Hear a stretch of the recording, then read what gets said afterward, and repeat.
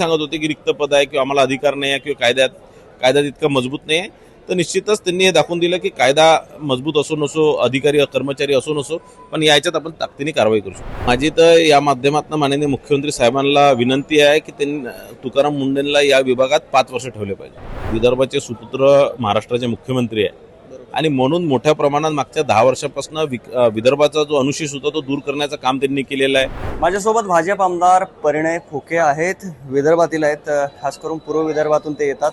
तुम्ही एक चांगला प्रश्न विधिमंडळामध्ये मांडलाय, भेसळयुक्त जे पदार्थ आहेत त्या संदर्भात, आणि तुकाराम मुंडे ऑलरेडी त्यावर कार्य करतात. का महत्वाचा वाटला आणि तुकाराम मुंडे हे त्या पदावर असणं किती महत्वाचं आहे सध्या? निश्चितच या माध्यमातून मी तुकाराम मुंडेजींचं अभिनंदन करतो, आभार सुद्धा मानतो. आणि काली सभागृहात मी त्यांचं अभिनंदन केलं, आभार सुद्धा मानला की त्यांनी या विभागात काय काम करू शकतो आणि किती कडक आपण कारवाई करू शकतो हे त्या विभागाला त्यांनी दाखवून दिलं. संपूर्ण महाराष्ट्राला दाखवून दिलेलं. आणि कुठेतरी या विभागामध्ये मागच्या अनेक वर्षापासून अनेक आयुक्त झाले, अनेक अधिकारी झाले, अनेक सहायुक्त, अनेक इथे अधिकारी येऊन गेले, पण कुणीही या प्रकारची एक धडक कारवाई या सगळ्या याच्यात केली नाही. आणि निश्चितच त्यांनी हे करून या विभागामध्ये जे नेहमी सांगत होते की रिक्त पद आहे किंवा आम्हाला अधिकार नाही आहे किंवा कायद्यात इतका मजबूत नाही आहे, तर निश्चितच त्यांनी हे दाखवून दिलं की कायदा मजबूत असो नसो, अधिकारी कर्मचारी असो नसो, पण याच्यात आपण ताकदीने कारवाई करू शकतो. तुकाराम मुंडे हे 3 वर्ष तरी किमान या पदावर असावेत असं सोशल मीडियावर अनेकांचे कमेंट असतात, हे असतं. पण एक शंका पण आहे लोकांच्या मनामध्ये की सरकार त्यांना ठेवेल का त्या पदावर? तर तुम्ही एक महत्वाचे पदाधिकारी आहात, सरकारमधील भाजपचे पदाधिकारी आहात, तर असं प्रॉमिस करू शकता का की यस तुकाराम मुंडे 3 वर्ष काढतील? माझी तर या माध्यमातून माननीय मुख्यमंत्री साहेबांना विनंती आहे की त्यांनी तुकाराम मुंडेंना या विभागात 5 वर्ष ठेवले पाहिजे. आणि या विभागात जे रिक्त पद आहेत, जवळपास 300 पदं मंजूर आहेत, त्यापैकी 150 पदं रिक्त आहेत. हे पदं लवकरात लवकर भरल्या गेले पाहिजे आणि नवीन पद मंजूर करून जवळपास 1000 अधिकारी या विभागात दिल्या गेल्या पाहिजे, जेणेकरून आणखीन मजबूतीने हा विभाग चालला गेला पाहिजे. लॅब फार कमतरता आहे, 5-6 लॅब जागेवरच ठिकाणी शहरांमध्येच लॅब आहे. या लॅबची संख्या 40 ते 50 करून ही आणखीनही या सगळ्या याच्यात जे फास्ट ट्रॅकमध्ये या ज्या सगळ्या या दोषींवरती कारवाई झाली पाहिजे, या सगळ्या सॅम्पल चेक झाल्या गेल्या पाहिजे. आणि हा विभाग सगळ्याच दृष्टिकोनातून आणखीन निधी देऊन आणखीन त्याला मजबूत करून हा विभाग फार ताकदीने हे केला पाहिजे. काल मी सभागृहात बोललो की जसा अँटी नार्कोटिक सेल आहे, जसा अँटी नक्षल ब्युरो, तसाच अँटी भेसळ एखादा विभाग केला पाहिजे आणि यामध्ये पोलीस विभागाला समान अधिकार दिले पाहिजे. आज जो FSSAI जो ऍक्ट आहे, यामध्ये फक्त या विभागाचेच कर्मचारी अधिकारी कारवाई करू शकतात, दुसरे कोणी करू शकत नाही. पण हा पोलीस विभागाला याच्यामध्ये समान अधिकार दिला गेला पाहिजे, जेणेकरून या कारवाई कडक होतील आणि आणखीन मोठ्या प्रमाणात या कारवाई होतील.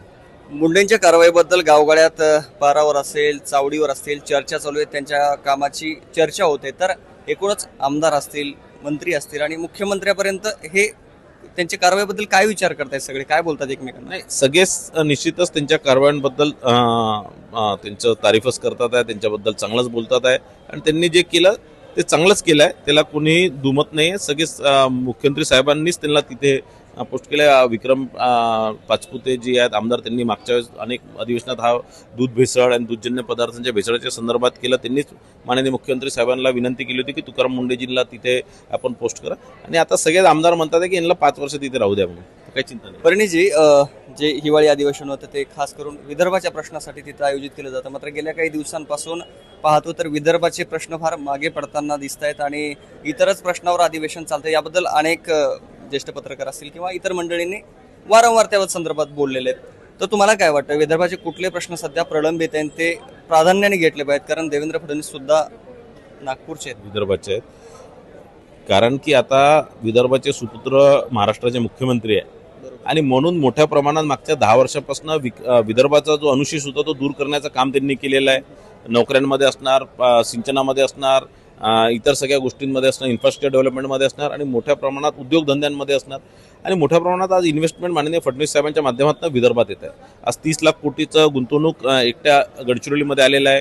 नागपूरमध्ये अनेक मोठ्या मोठ्या इंडस्ट्रीज येऊन राहिल्या आहेत आणि ते सगळं काम चांगलं चालू आहे. मोठ्या प्रमाणात इन्फ्रास्ट्रक्चर डेव्हलपमेंट होऊन राहिलं आहे आणि मला असं वाटतं की म्हणून विदर्भाचे प्रश्न आता कमी झालेले आहेत.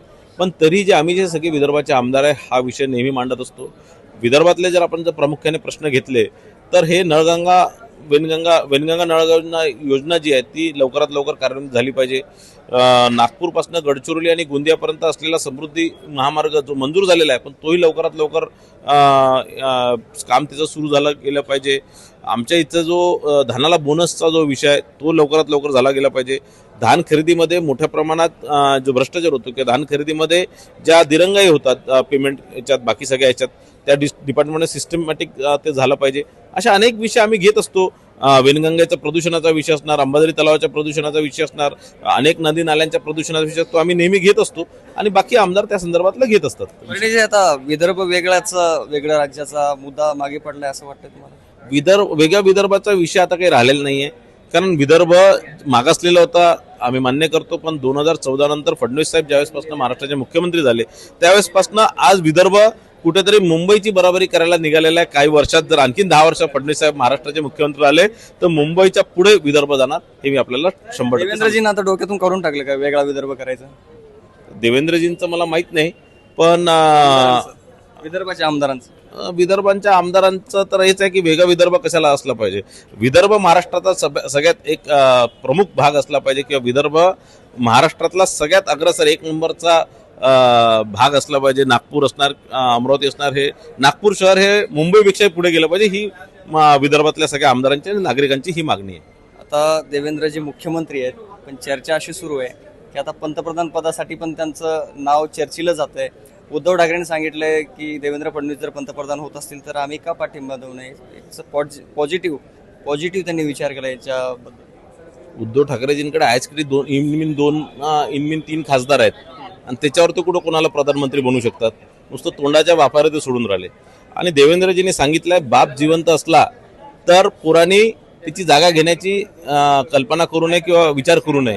तर तसं आमचा बाप जिवंत आहे, मोदीजी जिवंत आहे. तर मोदीजी जोपर्यंत आहेत तोपर्यंत मोदीजी या देशाचे पंतप्रधान राहतील ही आमच्या सगळ्यांची शुभेच्छा आहे. आणखीन 10 वर्ष मोदीजीच या देशाचे पंतप्रधान राहतील आणि हा देश आपल्याला जगातला नंबर 1चा देश करायचा आहे आणि म्हणून मोदीजीच पुढचे 10 वर्ष पंतप्रधान राहिले पाहिजे. ही संपूर्ण देशातले 140 कोटी जनतेची ही अपेक्षा आहे, हे स्वप्न आहे. पण उद्धव ठाकरे सकारात्मक बोलले, तुम्ही त्याला नकारात्मक घेताय, कुठल्या अँगल घेता माहित नाही. पण ते असं बोलले की महाराष्ट्राचे जर पंतप्रधान होत असतील तर आम्ही त्यांना पाठिंबा का देऊ नये अशी त्यांची भूमिका आहे. आणि दुसरा प्रश्न तुम्ही बोलले की त्यांचे इनमेन 3 राहिले पण उद्धव ठाकरेंनी तुमच्या बरोबरीने 9 खासदार निवडून आणले होते हे सत्य आहे. त्या वक्तव्याकडे कसं पाहता, म्हणजे की फक्त विरोधच? नाही बघा, असं आहे की उद्धव ठाकरेजींच्या हातातच काही नाही. तर त्यांनी इतकं मोठं कसं, कुणाला पंतप्रधान करण्यासाठी 300 खासदार लागतात, 240 लाखच्या वर लागतात खासदार. यांच्याकडे इनमीन 3 आहे आणि हे कुठे तोंडाच्या वाफारे सोडून राहिले. मला असं वाटतं उद्धव ठाकरेजी काहीतरी मीडियाचं आकर्षण आपल्याकडे, देशाच्या मीडियाचं आकर्षण आपल्याकडे करण्याकरता या प्रकारचे स्टेटमेंट देवेंद्र म्हणतात आणि त्यांच्या खुर्चीचं रक्षण करावं साईबाबाने असं पण बोलले. काय त्याचे अर्थ आहेत? वेगळेच अर्थ निघायला लागले की एकनाथ शिंदे मुख्यमंत्री होणार असं काहीतरी बोललं चाललंय. असं काहीच होणार नाही. 2029 पर्यंत देवेंद्र फडणवीस साहेबच महाराष्ट्राचे मुख्यमंत्री राहणार आहे. आणि उद्धव ठाकरेजींचं ज्या मनातल्या काही ज्या भीती जे त्यांच्या मनात जी निर्माण झालेली आहे की एकनाथ शिंदे साहेब जर मुख्यमंत्री झाले तर उरली सुरली जी उभाट आहे ती टिकणार नाही. मला असं वाटतं यांच्याकडचे घरी काम करणारे लोक सुद्धा एकनाथ शिंदे साहेब घेऊन जातील आणि म्हणून या भीतीपोटी हे काहीतरी हे या प्रकारचं बेताल वक्तव्य ते करतात. मी अनेकांना एक प्रश्न विचारतो, शेवटचा प्रश्न आहे. 25 वर्ष बाळासाहेब ठाकरेंची शिवसेना भाजप एकत्र होत आहे. तुमचे पण भाजपचे नेते त्यांच्यासोबत चांगले राहायचे आणि सत्तेचा काळ पण अनुभवलेला आहे, अनेक वर्ष विरोधात काढले. तर बाळासाहेबांचा मुलगा उद्धव ठाकरे आज अडचणीत आहे, आज त्यांच्या पक्षाची फार दयनीय अवस्था झालेली आहे. तर याबद्दल थोडं एक माणूस म्हणून किंवा राजकीय नेता म्हणून वाईट वाटत नाही का? बघा, असं आहे, जैसी करणी वैसी भरणी. ज्या दिवशी उद्धव ठाकरेजींनी बाळासाहेबांच्या विचारांना तिलांजली दिली, ज्या दिवशी त्यांनी बाळासाहेबांचा विचार सोडून काँग्रेससोबत जाऊन बसले, त्याच दिवशी त्यांची उलटी गिनती सुरू झाली. त्यांचं विनाशकाले विपरीत बुद्धी जसं म्हणतो होतं, त्यांचा विनाश काळ जो तो त्या दिवसापासून सुरू झाला. आणि म्हणून त्यांचा विनाश होणारच होतं, कारण त्यांचे वडील आदरणीय हिंदू हृदय सम्राट त्यांनी हिंदुत्वाची जी भूमिका मांडली होती ती ज्यावेळेस त्यांनी सोडली त्या दिवसापासून बाळासाहेब ठाकरेंचा शाप उद्धव ठाकरेंना लागला आहे आणि उद्धव ठाकरेंचं विनाश हे निश्चित आहे. भाजपला सोडलं ही चुकी होती की काँग्रेसकडे गेली ही चुकी होती? मोठी चुकी कुठली? काँग्रेसकडे गेले. हिंदुत्व सोडलं ही मोठी चूक होती. भाजपला सोडल्याचं नाही, हिंदुत्व सोडलं ही मोठी चूक होती आणि काँग्रेसकडे गेले ही सगळ्यात मोठी चूक होती. नक्की धन्यवाद. तर हे होते आमदार प्रणय फुके यांनी जो एफडीए ची कारवाई आहे तुकाराम मुंडे करतात त्याच अनुषंगाने ते विधिमंडळात एक अत्यंत महत्त्वाचा आरोग्याच्या संदर्भातील प्रश्न मांडला. शिवाय विदर्भाचे प्रश्न असतील, त्यांच्या मतदारसंघातील प्रश्न असतील आणि एकूणच राजकीय प्रश्नावर त्यांनी आपलं परखड मत आपल्याशी बोलताना व्यक्त केलेलं आहे. Vishnu Sanap, plates of Marathi, Mumbai.